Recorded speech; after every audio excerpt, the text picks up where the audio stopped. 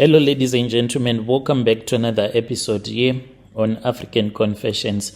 The following story that you're going to be listening to, it comes from a translation of a message that I received, and the translation, it goes on like this. Hello, how are you? Can you please post my own story? I see it in identity. I am a woman that is from Zim, and I am currently staying here in South Africa, in Soweto. I came here when I was only 17 years old, and I was staying with one of my auntie, who is my mom's sister. She was also staying in Soweto. She was married to a South African man. We were staying here in Soweto, where I am still currently staying, and I thought that everything was going to be easy even when I was on the bus coming to South Africa. But I did not even know that my auntie as well, she was staying with her abusive husband, who also wanted to sleep with me whenever he was drunk. Like, it was really terrible. And then I started having these other friends of mine. I can say it was because of the situation that was at home. It was not nice to see your auntie and her husband fighting each and every time. My auntie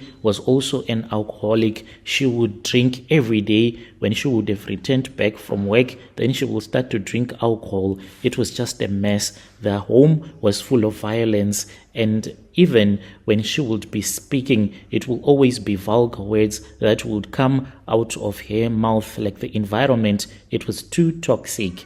She was working as a domestic worker. I don't even know how she used to manage to go to work with babalas. As for her husband, he was just working for this other white man. He was a plumber. And then I became friends with this other friend of mine, and I did not know that she would go and then she would be with other men that would buy alcohol for her. And then early in the morning, after they would have drank all night, they would have sex, and then she would be given some money. She started teaching me about everything until I became a slay queen. But people think that being a slay queen is easy. It is not about looking pretty always, getting your nails done, and posting nice profiles and selfies. You have to know, like, in the streets, for you to survive, men are going to use you. They're going to do like whatever that they want with you. There was this other time when I was really broke. It started like any other broke Friday. At the place where we were renting out, our rent was due. My WhatsApp was filled with blue ticks and those other blessers that were ghosting me. Even the guy from Midrand who used to send me airtime, then I would go and sell the airtime to the Somalians. Like, this guy, he would say, babe, send me your pictures. Like, he has so many ghost accounts on Facebook, whereby those people on Facebook that are men, then they will send him airtime, and then he would be sending my pictures to those men, sometimes even e-wallets, but he makes sure to cover my face each and every time. I don't know, but that is his own hustle. Even that guy, when I was like, please, can you find someone on Facebook who can send you airtime like now, because I need some money. So I would go with the airtime to the Somalians, and then I would sell maybe the airtime for 500. I would sell it maybe for 100, and at least I would get something. I did not even have money. He was not answering my calls or my messages. I was hungry.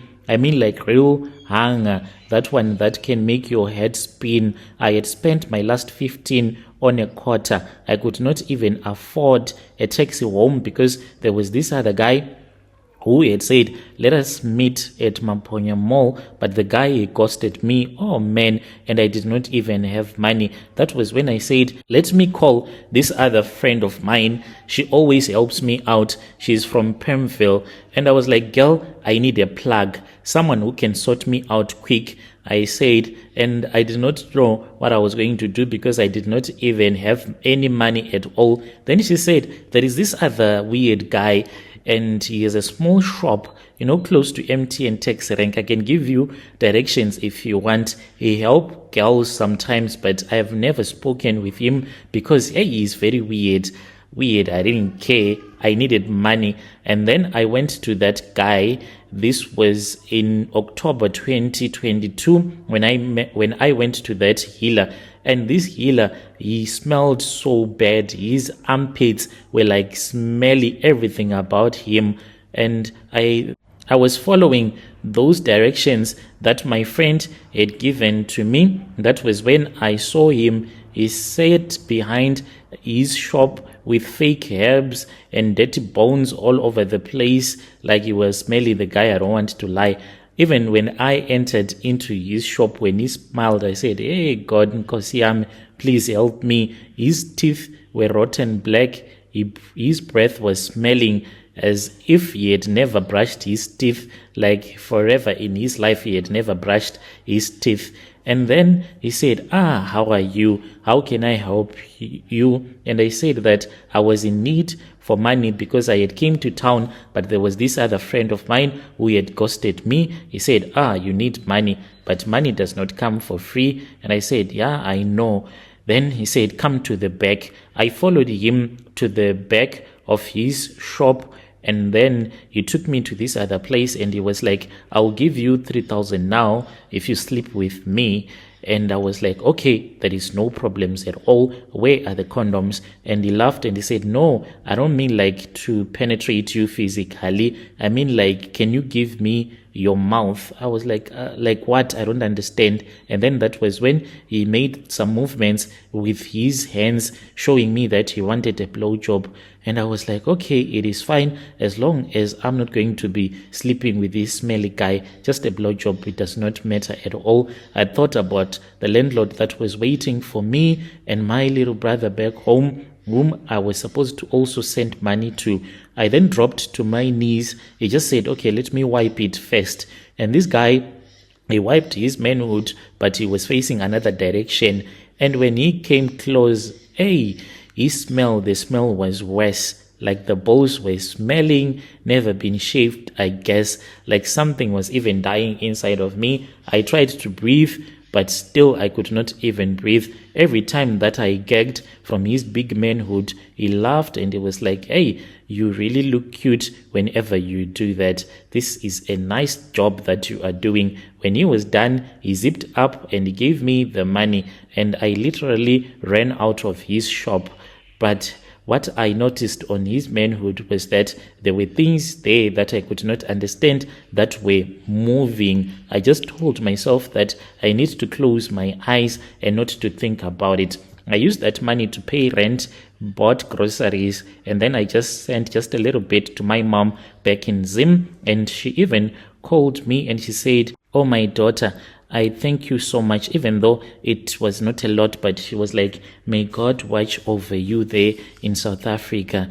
Hey, Brother Nashi, I felt so bad knowing that this is what I had to do in order for me to get that money.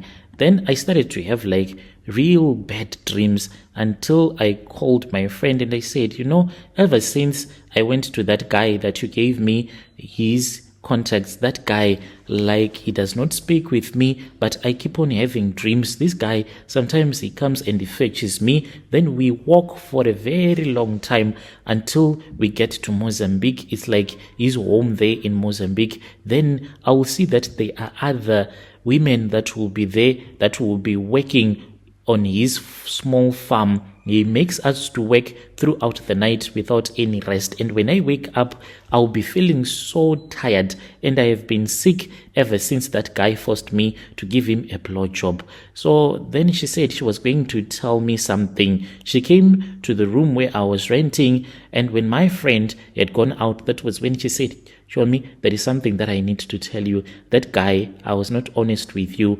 I went to him when I was desperate for money. So this guy, he then begged me to give him a blowjob." And I said, okay. He wanted me to give it to him in the dark. And I said, hell no, we're not going to do that. Let's do it in the light, for I wanted to see. That was when I saw that his manhood, there were things that were coming out of his manhood that were moving as if they were white maggots. And then I refused. He begged me until he increased the money 3 times more because I wanted money, and then I just did it, but I did not enjoy it at all. The guy then told me that his power, it comes from his manhood, and whenever he feels like he is weak, that is when he can get someone like us. Then we can just get the money from him and then we just give him the blowjob. So that is what gives him power. She told me not to worry, but to this very day, I get so worried. The last time that I saw him, it was in 2023. I went to Bara to visit my cousin, and then I saw the guy again. He was with this other young girl. I swear to you, this girl might have been around 16 from the look of things. They sat next to each other, and I saw that she was desperate and too pretty to be with that guy. I wanted to tell her to run away, but hey, I just felt so scared, and I was like, let me just mind my own business. But that is what I had to go through during that year when things were too bad for me just to pay rent. Dear listeners, right there was a message that was sent to me by one of our sister right there. Strange things indeed, they do happen in this world. Let us try to speak with her in the comment section.